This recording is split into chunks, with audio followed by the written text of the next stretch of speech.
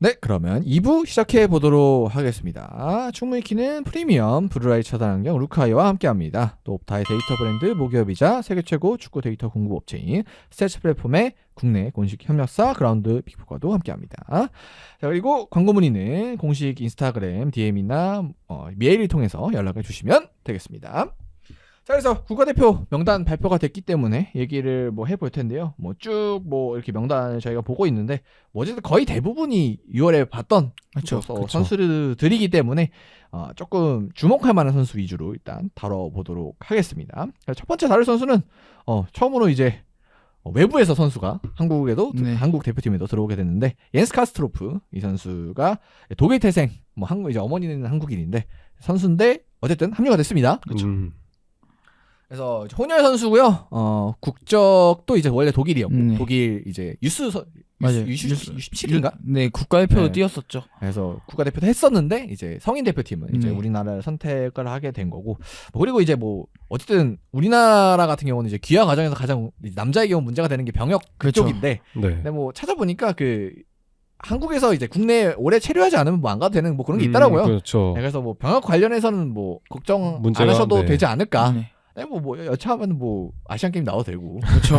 나오면 이제 되는 거기 때문에. 나오고 그냥 깔끔하게 게임, 소리 없이 하면 되는 거고. 뭐 그럴 수도 그쵸. 있는 거니까. 뭐 여러 가지 방법이 뭐 있긴 한데 뭐 잘 안 돼도 문제는 없을 것 같아요. 네. 일단 요거를 깔고 가야 되고 일단은 뭐 지금 이제 멘싱글라드바흐로 이제 이적이 돼서 현재 활약을 하고 있고요. 뭐 주전은 아직 아니긴 한데 뭐 충분히 이제 2부 리그에서도 인정을 받은 선수고 그쵸. 그다음에 나이에 비해서 확실히 이제 1부 리그 이제 수위권 팀에서 또 활약을 하고 있는 선수이기 때문에 확실히 이제 들어와서 적응만 되면은 무조건 주전으로 뛸 선수긴 한 것 같아요. 네.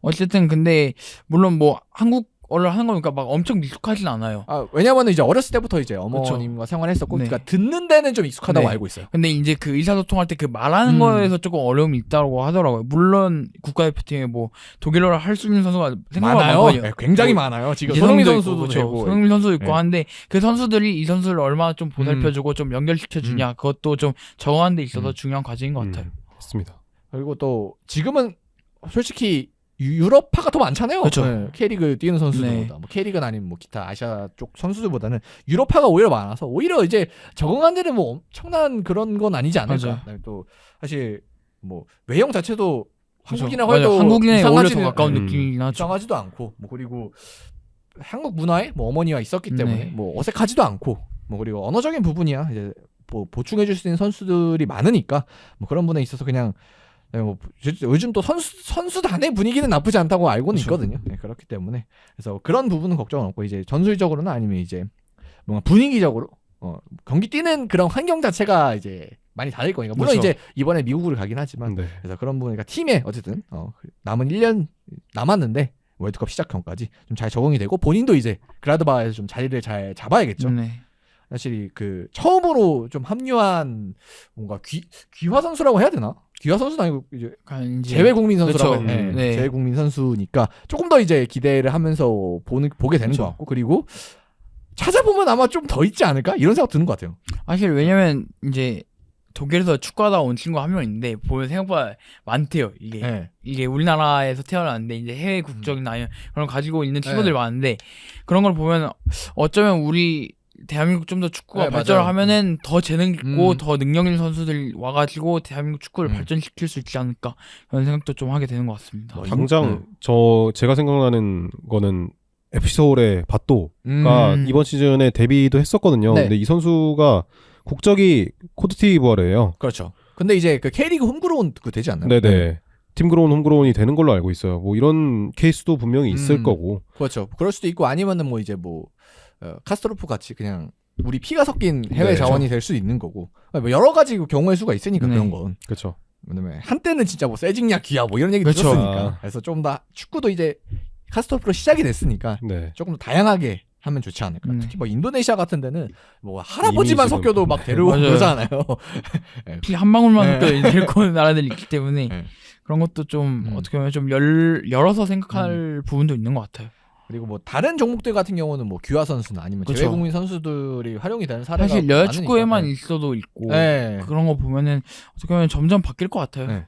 그래서 뭐 앞으로 이제 이런 자원들이 이제 찾아내는 것도 또 네. 협회의 또 능력 중에 하나가 되지 않을까. 그래서 어쨌든 굉장히 이제 독일 내에서도 기대를 받던 유망주이기 때문에 얼마나 활약을 해줄지 진짜 조금 많이 기대가 되긴 합니다. 네. 그리고 U17 독일 국가대표에서 뛸 때 한국을 상대로 득점을 한 기록이 있을 네. 거예요. 그렇죠. 네. 그래서 만약에 이번에 한국인 소속으로 득점을 하게 된다면 거의 최초의 선수가 되지 않을까요? 한국을 상대로 득점을 했던 선수가 한국 유니폼을 입고 득점을 하는 아마 최초의 선수가 될 거라고 예상을 합니다. 거의 이제 기화나 아니면 팀을 바꾼 케이스에서 한국은 다 최초니까 뭐 그런 그렇죠. 네. 부분에 있어서는 카스토르프 선수가 관련된 기록은 다 가져갈 것 같고 그리고 뭐 물론 완전 수비형 미드필더 선수는 아닌데 어쨌든 우리가 가장 필요한 그 미드필더 네. 조금 수비적인 역할도 해줄 수 있는 그런 자원이기 때문에 그래도 우리가 필요한 자원 딱 포지션에 정말 잘하는 선수가 와서 그래도 좋은 것 같습니다. 네. 여러 가지로 기대도 되고요.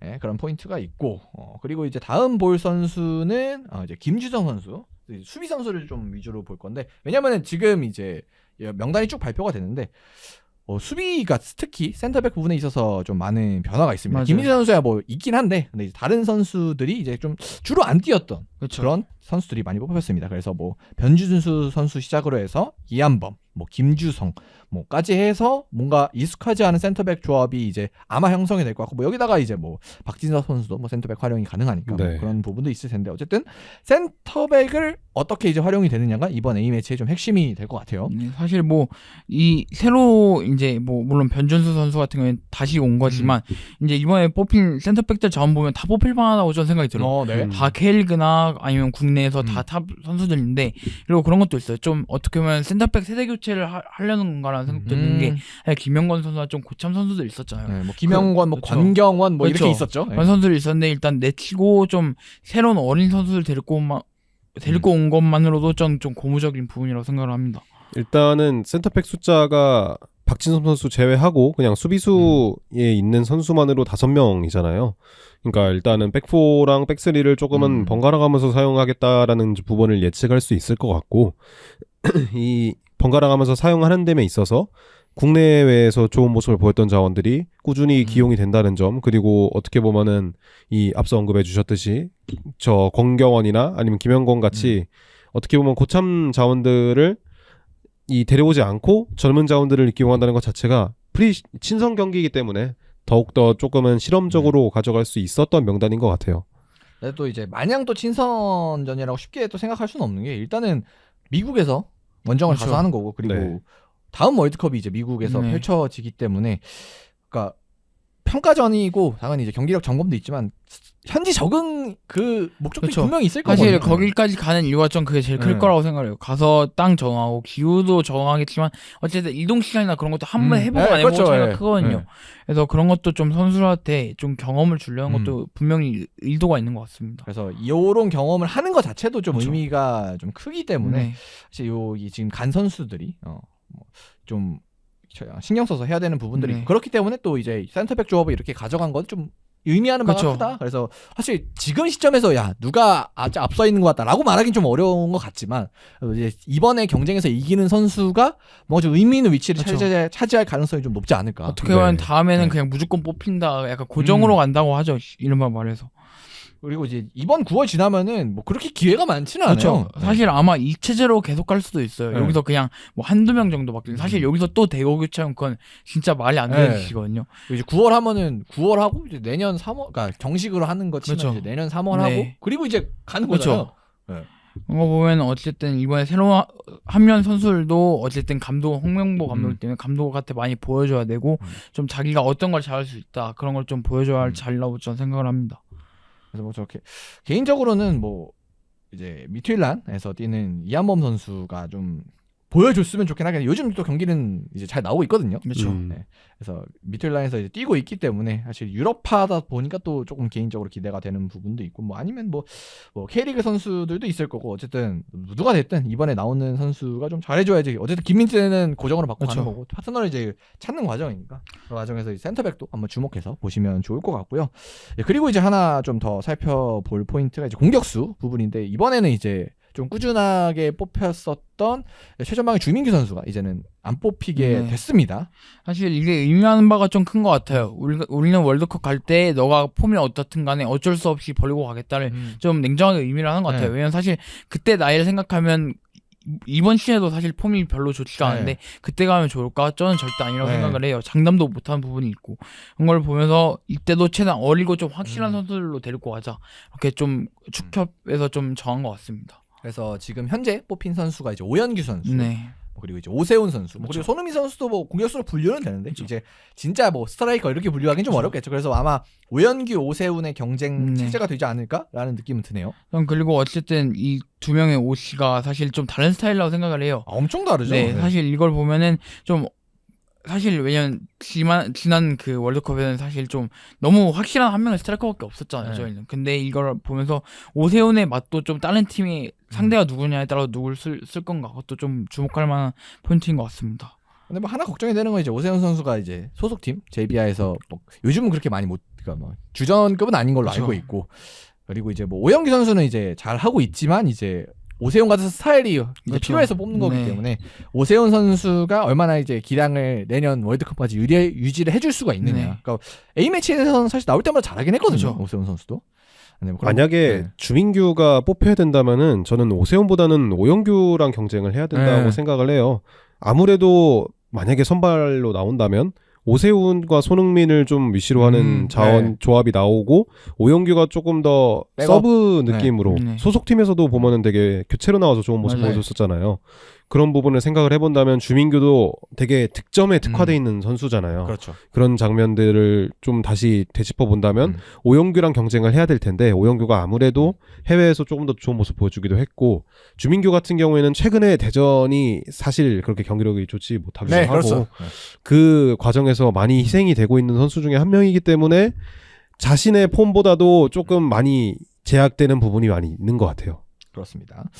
그래서 뭐 공격수도 이렇게 포인트가 있고, 그리고 미드필더 좀 보면은 확실히 저는 백승호 선수 요즘 잘하니까. 아, 그렇죠. 최근에 득점도 했거든요, 이부 네. 리그에서. 네. 확실히 버밍엄이라는 팀이랑 같이 2부로 올라와서 지난 시즌 기준으로는 이제 베스트 11 들기도 했었고, 확실히 보여주고 있는 것 같고, 뭐 우리가 활용할 수 있는 자원 내에서 현재는 뭐 황인범 선수와 함께 가장 믿을만한 자원이 아닌가 싶어요. 네. 그리고 미드필더를 보면은 그 되게 센터백과 미드필더를 동시에 소화할 수 있을 만한 자원이 2명이나 있어요. 그렇죠. 박용호 같은 경우에도 아라인에서 되게 센터백도 네네. 뛰고 그 윗선에서도 뛰기 때문에 어느 식으로 활용될지도 되게 궁금한 자원이고 백스리를 활용하면은 이제 이런 자원들이 뭐 밑으로 내려가기도 그렇죠. 하고 그러겠죠. 네, 박진섭 같은 경우에도 동일하거든요. 그런 장면들을 생각을 해보면은 이 센터백 경쟁이 그리고 더 나아가서 이 위에 올라와 있는 6번 경쟁이 어떤 식으로 흘러가는지도 되게 재밌게 보면 될 것 같아요. 어찌됐든 지금 센터백 할 때 얘기는 안 했지만 조유민 같은 자원도 이번에는 부상으로 빠졌지만 뭐 거의 합류할 수 있죠. 무조건 네. 무조건 들어가는 자원이잖아요. 그런 자원을 생각을 해보면은 여기서의 교통 정리를 어떻게 하느냐가 굉장히 중요할 것으로 보입니다. 우리 백스리 나왔으니까 이제 마지막으로 짚어봐야 되는 건 이제 정상민 선수가 오랜만에 좀 들어왔는데 그렇죠. 네. 처음은 아닐 거예요. 네. 네, 그래서 그래도 가끔가다 이제 들어왔죠.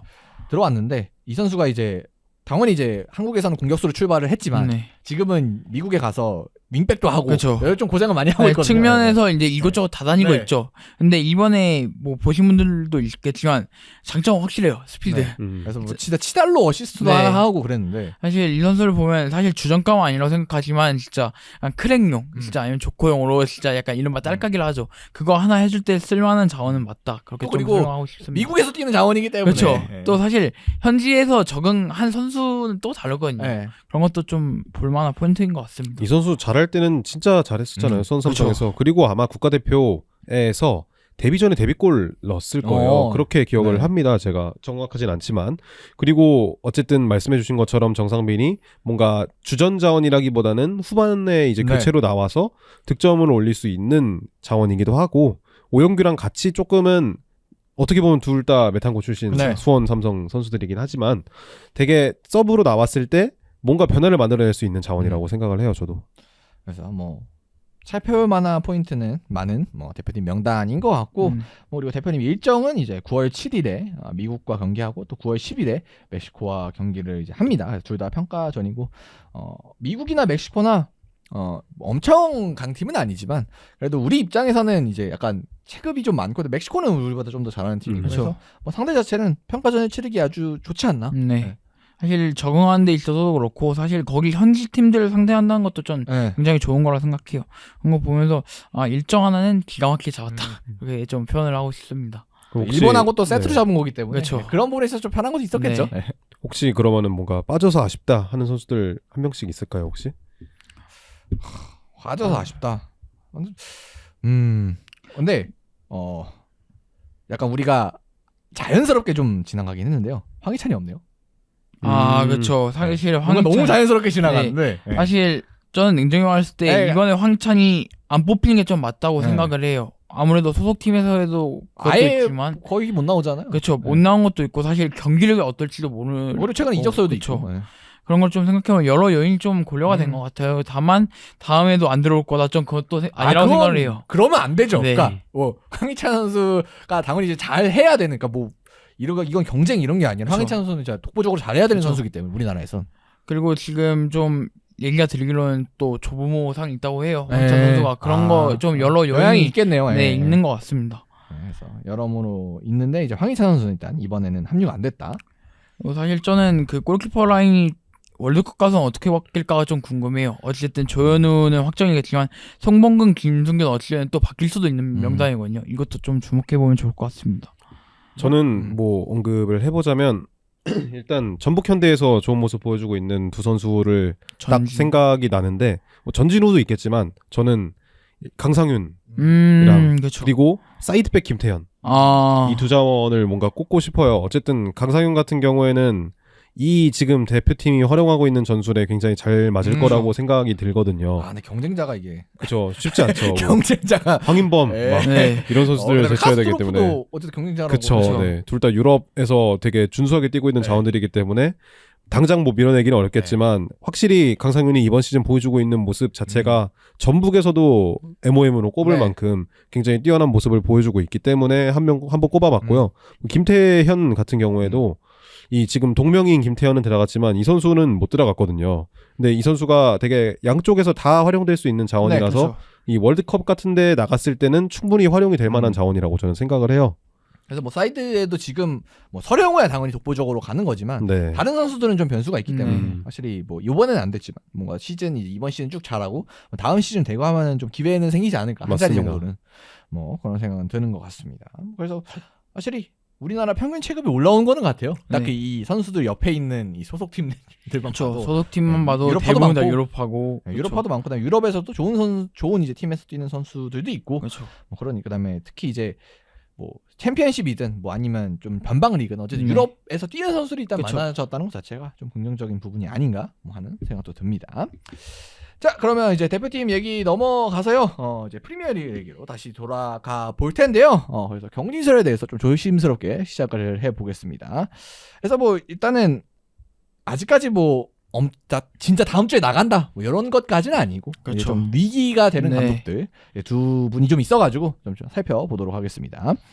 첫 번째로 포터고요. 네, 웨스트햄 감독입니다. 이제 1라운드에서 썬더랜드 맞아가지고 저희가 경기 소개도 드렸는데 그렇죠. 패배를 했었고 이제 이번 주에는 첼시에게 1대5 패배를 하게 되면서 연패로 출발을 했고 2경기 8실점입니다.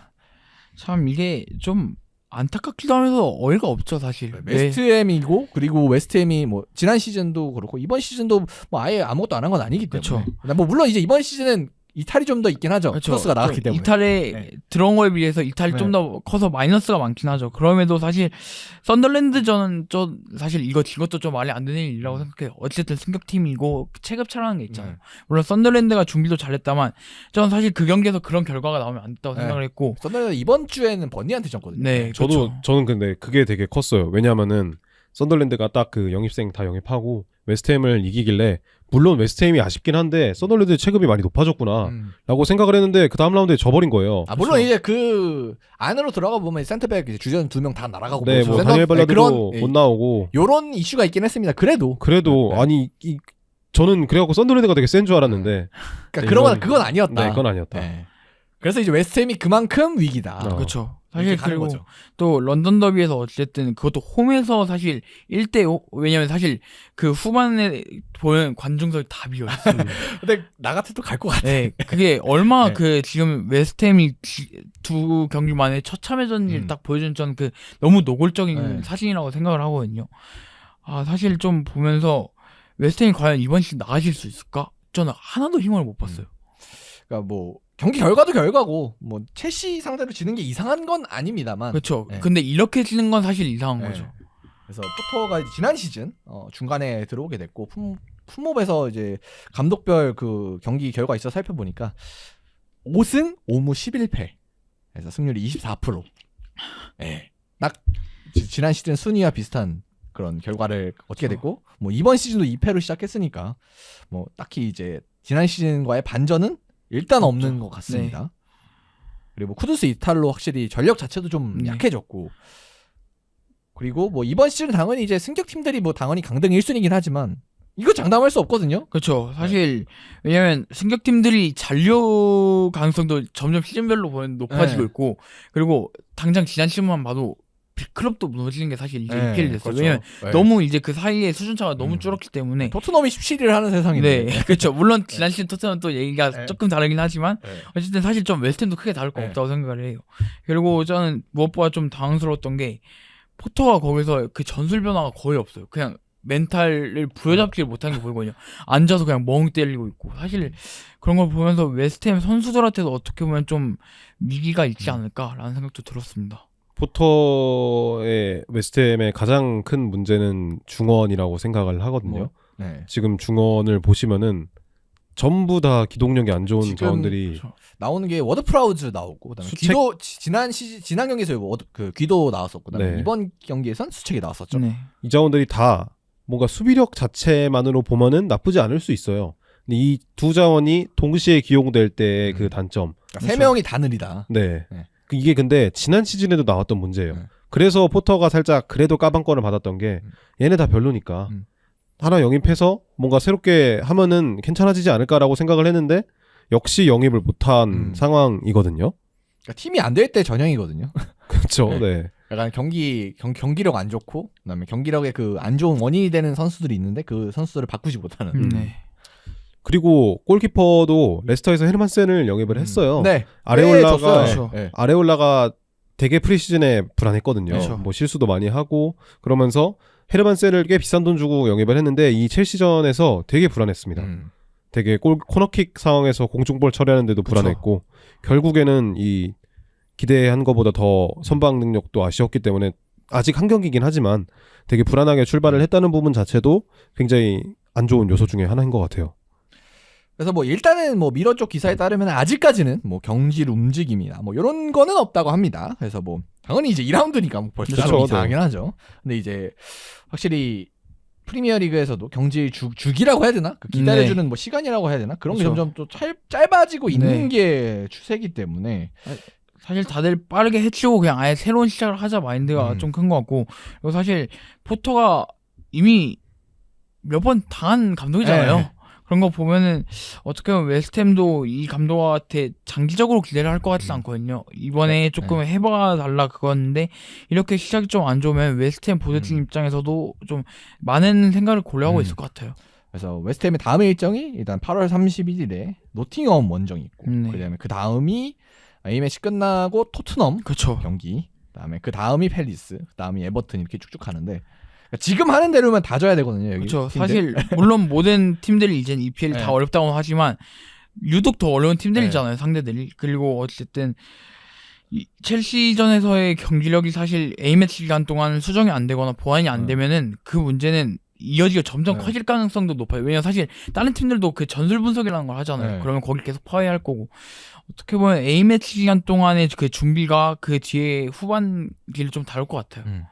그래서 뭐 아직 이제 두 경기긴 하지만 네. 사실 뒤에 일정들 같은 걸 보면 좀 이게 빨리 수정이 안 되면은 진짜 웨스트햄도 빠르게 좀 선택을 할 수도 있겠다. 그렇죠. 뭐 이런 생각도 드니까 좀 경각심을 가져야 되지 않을까 싶은데 네. 이번에는 분위기는 저 심상치 않더라고요. 그렇죠. 이번 경기가. 다음 라운드가 노팅엄 원정 전에 그 울버햄튼과의 리그컵이 있어요. 아, 네 중간에 주중에 있죠. 네, 이게 뭐 둘 다 최선을 다하진 않을 네, 것처럼 당연히 보이긴 써보지 않을까요? 하지만 네. 어쨌든 승리를 거두는 게 굉장히 좀 중요하다고 생각을 하거든요. 그렇죠. 이걸 이게 사실 팬들한테 다가오는 게 커요. 아무리 리커버리여도 사실 이긴다는 거 한 번 자체가 그래 오케이 한번 오케이 이겼다. 이겼으니까 한 번 다음에 또 해보자인데 만약에 울버스한테 어쨌든 진짜 무기력하게 지면은 사실 이거는 팬들도 난리가 날 거야 아마. 더구나 울버햄튼도 어떻게 보면 장기적으로 봤을 때 강등 경쟁권에 그렇죠. 위치하는 경쟁자죠. 팀이잖아요. 또 이런 얘기를 하니까 조금 덧붙이자면 아스날도 아르테타가 그 한창 잘린다 말다 할 때 네. 남아 있을 수 있었던 이유 중에 하나가 유로파에서 계속 이겨서예요. 그러니까 주말에 리그에서는 계속 지는데 유로파에서는 그래도 한 3대0, 한 4대1 이렇게 이기니까 그 딱 경기 결과만으로 봤을 때 퐁당퐁당이 되는 거예요. 그렇죠. 그러니까 뭐야 뭐 나쁘지 않네라고 보면 막 순위 14등 이러긴 했는데 어쨌든 승리하는 게 중요하다. 그 극단에 있는 게 포스테코글루였기도 하고. 그렇죠. 네. 그래서 그런 부분에 있어서 리그컵도 그렇고, 그러니까 한 경기 한 경기가 앞으로 웨스트햄은 좀 중요하다. 네. 이렇게 보시면 될 것 같습니다. 자, 그럼 다음 감독으로 넘어가 보면은 누누 감독인데 노팅엄에. 근데 뭐 이 감독은 못해서 그런 건 아니고요. 지금 현재 1승 1무 기록을 하고 있고, 뭐 주말에 이제 팰리스랑 비겼으니까 뭐 나쁘지 않은 성적은 가져가고 있습니다. 근데 여기는 이제 못해서라기보다는 이제 구단주와의 관계가 좀 문제가 생겨가지고 그것 때문에 경질 얘기가 계속해서 네. 시즌 시작 전부터 나오고 있었습니다. 사실 누가 더 빨리 나갈까 하면은 이쪽이 더 빠를 수도 네. 있다고 보거든요. 여기는 진짜 당장 다음 주에 나가도 이상하진 않아요. 그렇죠. 네. 사실 연승을 해도 잘릴 수 있는 환경이에요. 네. 이거는. 왜냐면 그리고 사실 이 갈등이 이번 시즌 초부터 있었던 게 아니라 지난 시즌에 그 챔피언스리그 순위권에서 조금 멀어질 때부터 계속 얘기가 나오고 네. 사실 경기장에서 라이브 화면을 보면 그 경기 끝나고 좀 장면들이 나와요. 그런 걸 보면은 교체 관련해서 이제 뭐 약간 네. 그런 거라고 그렇죠. 했었는데 하고 좀 언론에서도 뭔가 좀 네. 흘리는 게 있는 것 같고 그런데 사실 감독이 구단하고 문제가 생겼을 때 이건 사실 이게 돌릴 수가 없거든요. 네. 점점 갈등도 깊어질 거고 이거 사실 보드진도 아니고 사실 구단주하고 갈등 굉장히 큰일이거든요.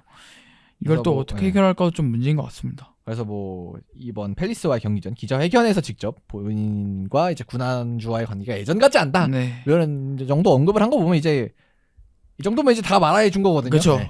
네. 사실 정확한 그 내용을 이야기를 하자면 에두가 스파르 네. 아스날의 과거 풋볼 디렉터였죠. 네. 이 에두가 스파르가 노팅엄뿐만 아니라 그 마리나키스의 구단이 좀 있잖아요. 네, 그 사단의 그 거의 총책임자 같은 역할로 선임이 됐어요. 그러면서 이제 에두가 스파르와의 마찰이 좀 크게 있었다가 중점으로 네. 보여지거든요.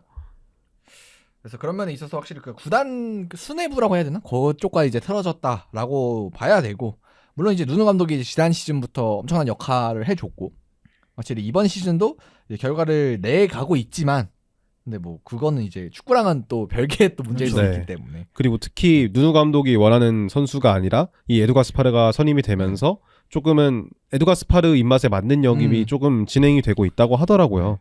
그래서 이제 뭐 그냥 인간적인 갈등 외에도 가장 표면적으로 나오고 있는 축구적인 이유는 누누가 원하는 선수가 오지 않는다. 그렇죠. 요게 있을 것 같고. 근데 그러니까 그냥 액면가로 보면 많이 쓰긴 했어요. 여기 그렇죠. 선수들 굉장히 많이 사왔고 거의 뭐 노팅엄이 한 10명 정도는 사온 것 같은데. 그래서 뭐 많이 사왔습니다. 이름만 불러봐도 이제 도글라스 루이즈 임대를 데려왔고, 칼리미앙도라고 이제 사드렌 쪽에서 17골 기록했던 공격수도 있고, 그다음에 메가티 저희가 다뤘었고, 네. 오마리 허친슨 그 입스위치에서 있었던 이제 첼시 유망주 네. 뭐 요 선수도 데려왔고, 그다음에 뭐 은도예 볼로냐 선수 이 선수 데려왔고, 이고르 제수스라고 이제 클럽 월드컵 보신 분들은 아실 텐데 브라질 보타포고 쪽에도 공격 뭐 더 많아요 이렇게. 네, 뭐 자이르쿠냐도 있고요. 겁나 많아요 진짜.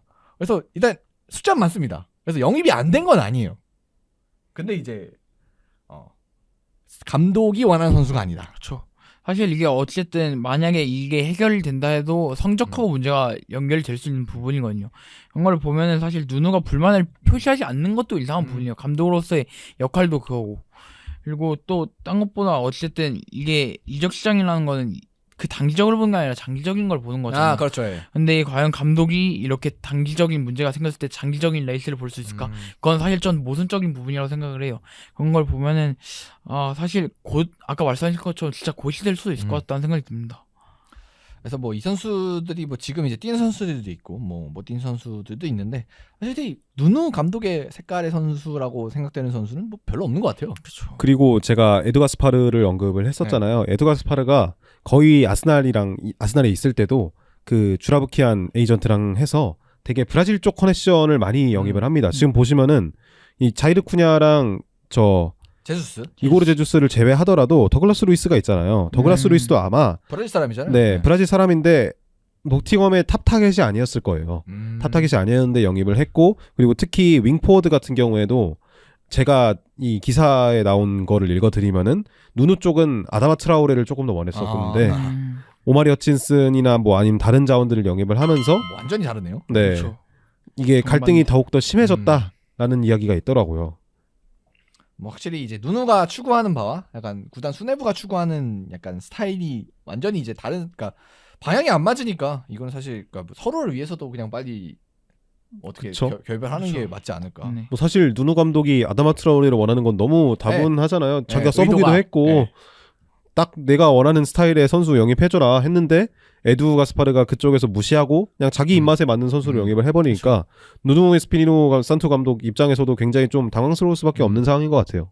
그래서 지금 당장 뭔가 해결되기는 거의 불가능해 보여. 이미 뭐 네. 왔던 선수를 돌릴 수도 없잖아요. 그렇죠.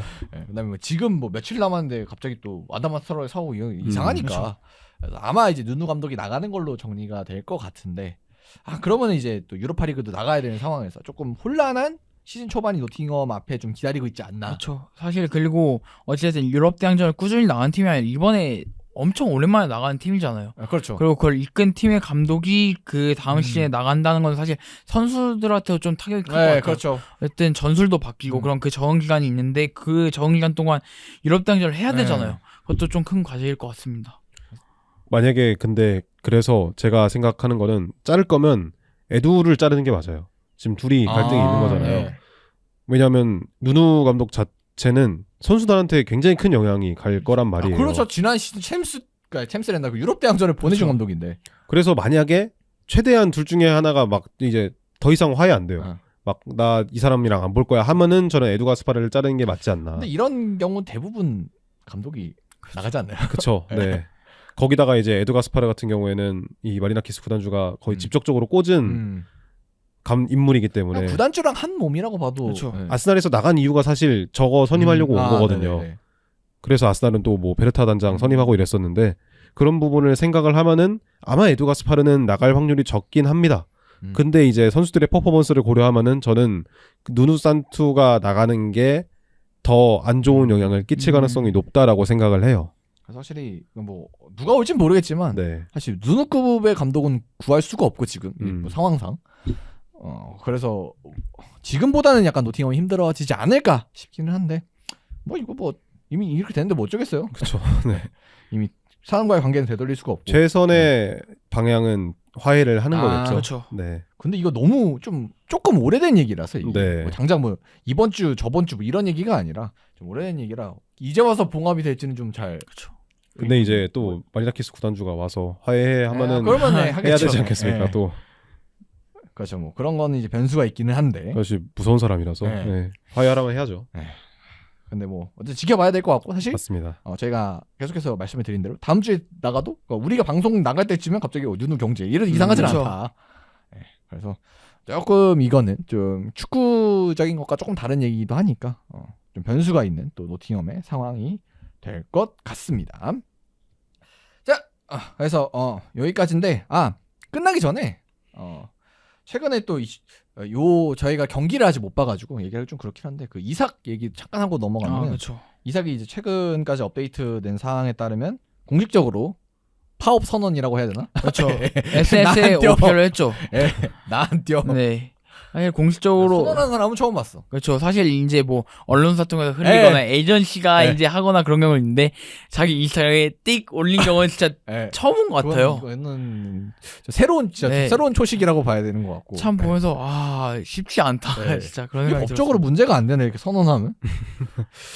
이러면 거의 월급 뱉어야 되는 거 아닌가 싶기도 한데 뭐 어쨌든 선언을 했고 뭐 현재까지는 아직 봉합이 안 된 것 그렇죠. 같고 뭐 리버풀 쪽도 뭐 딱히 그 이후에 와 엄청 열정적으로 사겠다 그쵸. 이런 것도 아닌 것 같고. 사실 리버풀이 그렇게 나오면 또 그것대로 아마 비판을 들을 거고 네. 그럴 거기 때문에 서로 불편한 상황인 것 같아요.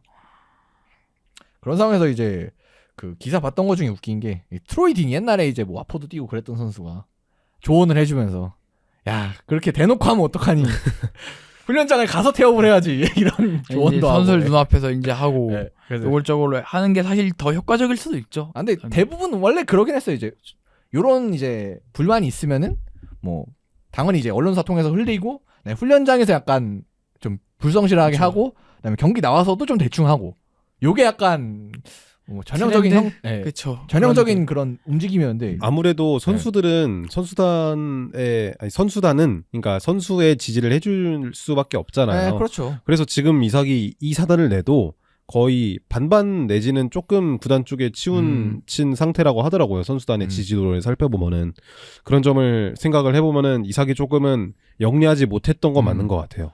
그러니까 사실 요렇게까지 하는 경우는 너무 그러니까 대놓고 그냥 그렇죠. 이상한 짓을 하는 거니까. 그러니까 예를 들어 훈련장 나와서 그냥 나와서 뭐 하면은 그냥 그래도 그래 너 힘들지 뭐 이렇게 하는데 그냥 아예 안 나와버리면. 안 나와버리면은 그러니까 몸이 멀어지면 또 사람 마음이 또 멀어지는 거라 그런 것도 있고. 근데 최근에는 또 훈련장은 나왔다고 하더라고요. 아, 네. 네, 훈련장 출근을 했다고 하죠. 뭐 출근하고 이제 개인 훈련 했다는 것까지는 뉴스에 나왔는데, 근데 이게 팀 훈련이랑은 또 뭐 물론 이제 소개는 어떻게 됐을지 모르고 그래서 뭐 당장 뭐 저희가 보진 못했지만 뭐 명단에 들 수도 있고 갑자기 내 경기에서 네. 그렇긴 한데 근데 이거는 빨리 수그리고 들어가는 게 정답이지 않을까. 아직 계약 기간이 많이 남았잖아요. 4년인가 남지 않았나요?